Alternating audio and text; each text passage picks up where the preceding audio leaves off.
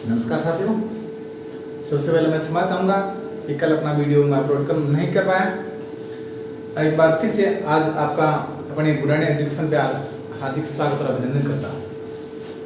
प्यारे दोस्तों, अपना जो चैनल चल रहा है आप सभी के सहयोग से ठीक चल रहा है, लेकिन फिर भी मैं रिक्वेस्ट करना चाहूँगा कि एक बार फिर से इस चैनल को आगे बढ़ाने के लिए शेयर करते रहें। दोस्तों, जो 4 तारीख को अपना जो वीडियो बनाया था स्वर से संबंधित कि तालु या मुखगति के आधार पर स्वर कितने भेद होते हैं, 4 होते हैं। इसमें अपन पहला पढ़ चुके हैं दोस्तों कि समृद्ध स्वर, समृद्ध का मतलब होता है बंद स्वर, स्वर का मतलब क्या है दोस्तों, बंद स्वर। वे स्वर जिनका उच्चारण करते समय मुख वृत्त के समान बंद सा रहता है उसे समृद्ध स्वर कहते हैं। ये हम जान चुके हैं, इनकी संख्या जान चुके हैं कि 5 होती है, ई, दीर्घ, लघु, दीर्घ और री। ये अपन 5 अच्छे तरीके से जान चुके हैं। अब पढ़ेंगे आगे। अब देखिए दोस्तों, 2 नंबर पे अपन पढ़ेंगे अर्ध समृद्ध स्वर। 1 नंबर पे हम जान चुके हैं कि समृद्ध स्वर कितने होते हैं, कौन कौन से होते हैं, समृद्ध का अर्थ क्या होता है, ये हम जान चुके हैं। अब 2 नंबर पे आज अपना अध्ययन करने जा रहे हैं प्यारे बच्चों, अर्ध समृद्ध स्वर किसे कहते हैं, कौन कौन से होते हैं, ये अब हम जानेंगे।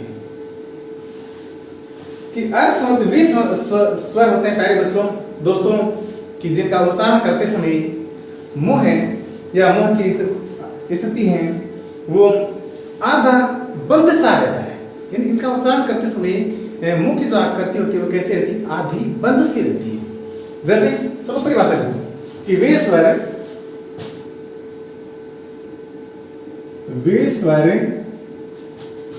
जिनका उच्चारण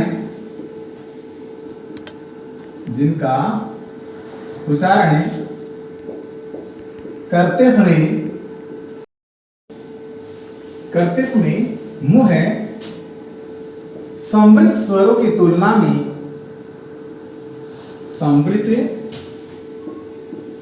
स्वरों की तुलना में आधा बंद सा रहता है, आधा बंद सा रहता है, उन्हें अर्ध समृद्ध स्वर कहा जाता है। उन्हें अर्ध समृद्ध स्वर कहा जाता है,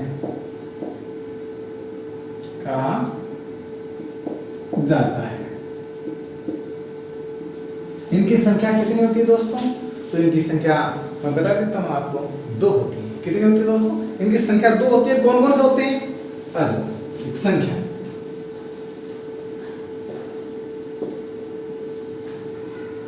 संख्या होती है दोस्तों केवल 2। कौन कौन से, ए और ओ, ए और ओ, इनकी 2 संख्या होती है दोस्तों, ए और ओ। ये अच्छे से दिमाग में रख लेना प्यारे दोस्तों।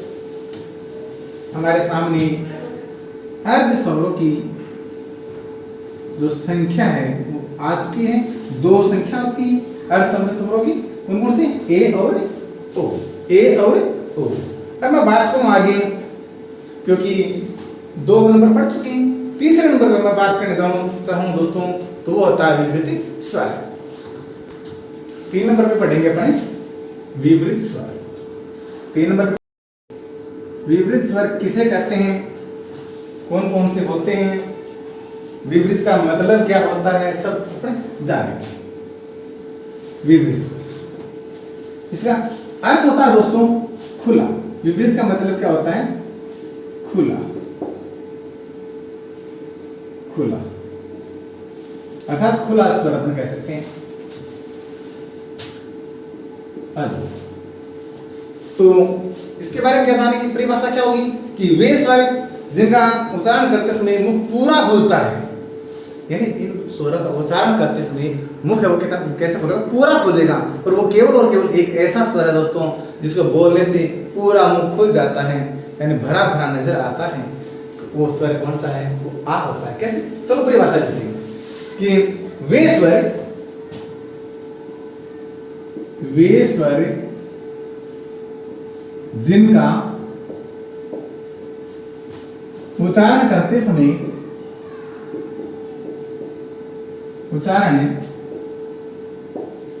समय मुंह पूरा खुल जाता है। मुंह पूरा खुल जाता है या पूरा खुला रहता है। मुंह पूरा खुला रहता है, उन्हें विवृत स्वर कहा जाता है। उन्हें विवृत स्वर कहा जाता है। उन्हें विवृत स्वर कहा जाता है।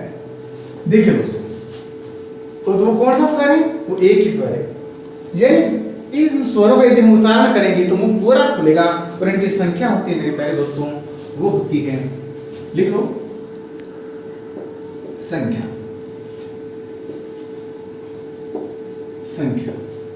इनकी संख्या निर्धारित केवल और केवल प्यारे दोस्तों एक होती है।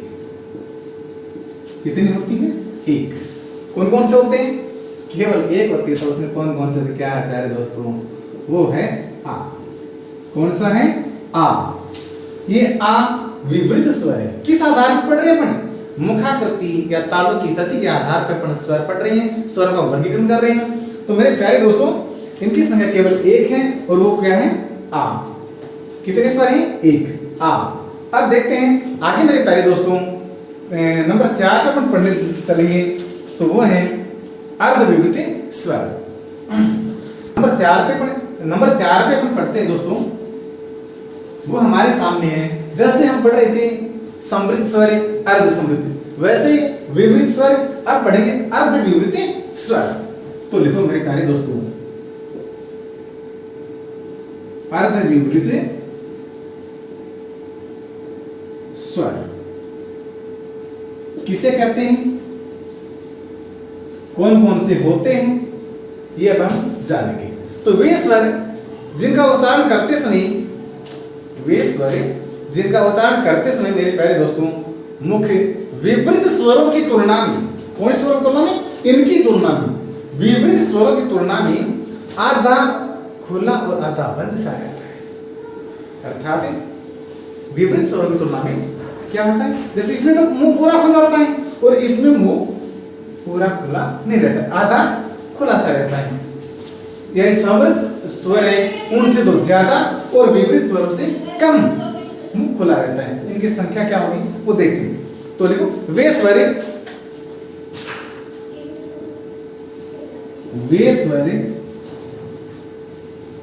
जिनका उच्चारण करते समय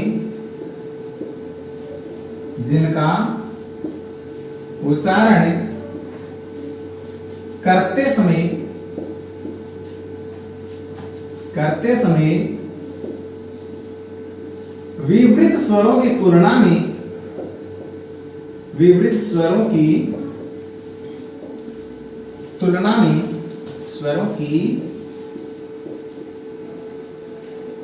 तुलना में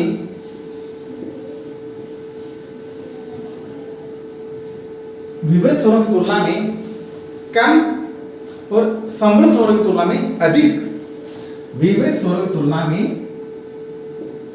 कम और समृद्ध स्वरों की तुलना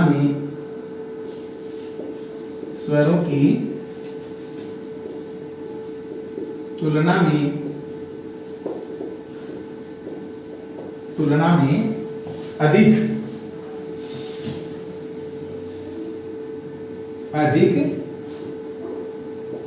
खुलता है, उन्हें अर्ध समृद्ध स्वर कहा जाता है। अर्ध समृद्ध स्वर कहा जाता है। अर्ध स्वर समृद्ध स्वर कहा जाता है, कहा जाता है। अब प्यारे दोस्तों बात आती है इनकी संख्या की, तो केवल इनकी संख्या 3 होती है। कौन कौन से होते हैं? ए, ऐ, औ। जो बच गए वो संख्या की बात करता हूं दोस्तों, यहां हेडिंग लगा लो प्यारे दोस्तों। इनकी संख्या, इनकी जो संख्या मेरे प्यारे दोस्तों वो है 3। कितने हैं? 3 है इनकी संख्या। और वो कौन कौन से हैं? ऐ और औ। लिख लो, ऐ, और औ। इनकी 3 संख्या होती है प्यारे बच्चों। कौन से स्वरों की? अर्ध विवृत स्वरों की। ये उम्मीद कर रहा हूं कि आपको साथ साथ में समझ में आ रहा होगा। यदि कुछ कमी है रही है तो प्यारे दोस्तों मुझे कमेंट करना प्लीज। मैं आपसे रिक्वेस्ट करता हूं, बार बार ये रिक्वेस्ट करता हूं, क्योंकि अभी स्टार्टिंग अपनी चल रही है, तो मैं चाहता हूं कि जो भी कमियां हैं कमेंट करके नहीं बताओगे तब तक उन कमियों को अपन दूर नहीं कर पाएंगे। अब मैं ये अपना अच्छे से समझ में आ गया होगा कि तालु या मुखाकृति के आधार पर स्वर कितने भेद होते हैं, कौन कौन से होते हैं। 4 प्रकार के हमने पढ़ लिए। कौन कौन से? समृद्धि, अर्ध समृद्धि, विवृद्धि, अर्ध विवृद्धि।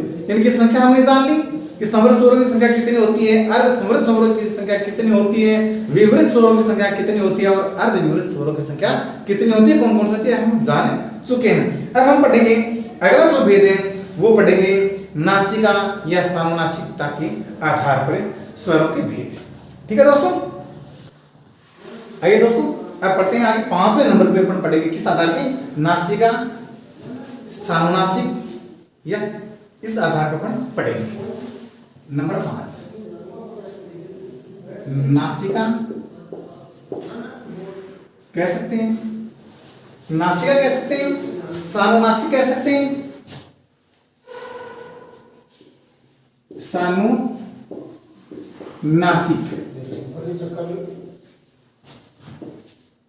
के आधार पर स्वरों के भेद, स्वरों के भेद। देखिए पहले दोस्तों इस आधार पे हम पढ़ेंगे, तो इस आधार पे 2 भेद पढ़ेंगे। कितने भेद है? 2 भेद। देखिए पहले दोस्तों 2 भेद, 2 भेद कौन कौन से होते हैं? चलो वो देखते हैं। सबसे पहले मैं बात करूं अनुनासिक या सानुनासिक या चंद्र बिंदु। नंबर 1 इसी आधार पे यदि मैं बात करना चाहूं, इसमें 2 भेद हैं। पहला जो भेद है हमारे सामने जो आएगा वो है प्यारे दोस्तों अनुनासिक, सानुनासिक और चंद्र बिंदु। लिख लो अनुनासिक, अनुनासिक कह सकते हैं, सानुनासिक कह सकते हैं, अनुनासिक कह सकते हैं, सानुनासिक कह सकते हैं, चंद्र बिंदु भी अपन क्या कह सकते हैं, को चंद्र बिंदु भी कह सकते हैं। चंद्र बिंदु, चंद्र बिंदु आप जानते हैं प्यारे दोस्तों इस तरीके से चंद्र बिंदु। ये कौन कौन से होते हैं, किससे कहते हैं? परिभाषा लिखते हैं प्यारे दोस्तों कि वे स्वर जिनका उच्चारण में, जिनका अपन उच्चारण करेंगे तो वे स्वर जिनका उच्चारण करने में नासिका का प्रयोग किया जाता है। लिखो वे स्वर जिनके उच्चारण में, जिनके उच्चारण में नासिका का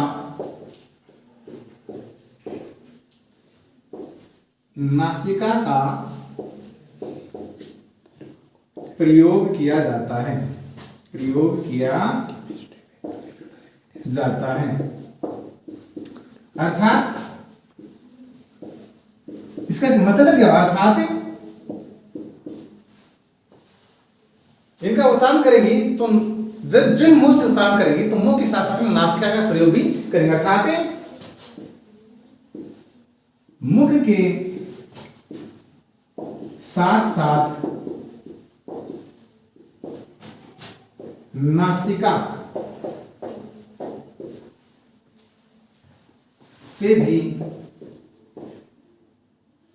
से भी उच्चारण करेंगे।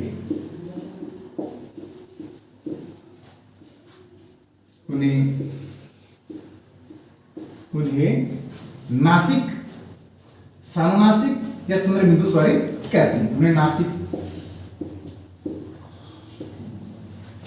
सानुनासिक,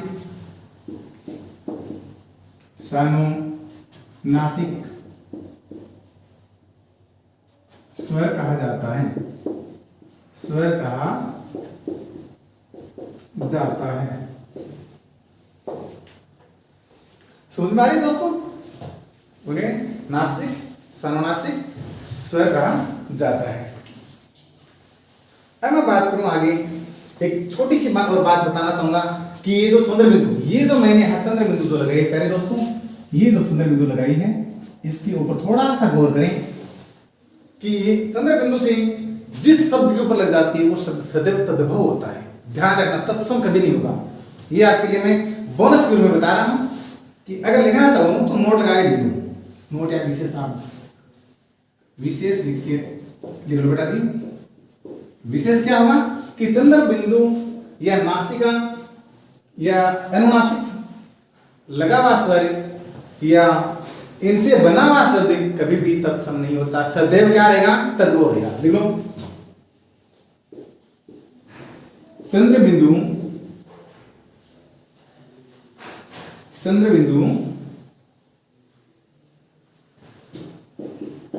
लगा हुआ शब्द सदैव कैसा रहेगा?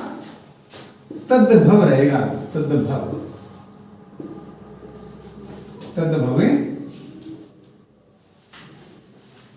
होगा। इसको ध्यान से देख लेना पहले दोस्तों, ये आपके लिए विशेष बात है। और एक बात और मैं बता देना चाहूंगा मौखिक की, वो ये कि शिरोरेखा के ऊपर कभी भी चंद्र बिंदु नहीं। शिरोरेखा बोले तो ऊपर वाली जो अपन लाइन खींचते हैं ना, इस लाइन का नाम क्या होता है दोस्तों? शिरोरेखा होता है। इसके ऊपर यदि कोई मात्रा लग जाती है, जैसे ए, ऐ, ओ की मात्रा लग जाती है, लघु ई या दीर्घ ई की मात्रा लग जाती है, तो इनके ऊपर कभी भी चंद्र बिंदु नहीं लगता है। ओके दोस्तों, यहां तक ये समझ में आ गया? अब देखता हूं मैं दोस्तों। ओके दोस्तों, ये समझ में आ गया तो प्लीज इसको अच्छे से लिख लेना। और अब पढ़ेंगे अपन इसी के जो दूसरा जो भेद है वो आने वाली वीडियो में डाल देना। ओके दोस्तों, अब सिर्फ और सिर्फ मैं एक उम्मीद करता हूं आपसे कि यदि अपनी वीडियो अपने मेरे द्वारा पढ़ाया हुआ आपको समझ में आ रहा है अच्छे से, तो प्लीज लाइक और शेयर करते रहें और अधिक से अधिक अपने चैनल को प्लीज शेयर करें। ओके दोस्तों, थैंक यू दोस्तों, एक बार फिर से आपका हार्दिक स्वागत और अभिनंदन करता हूँ। ओके।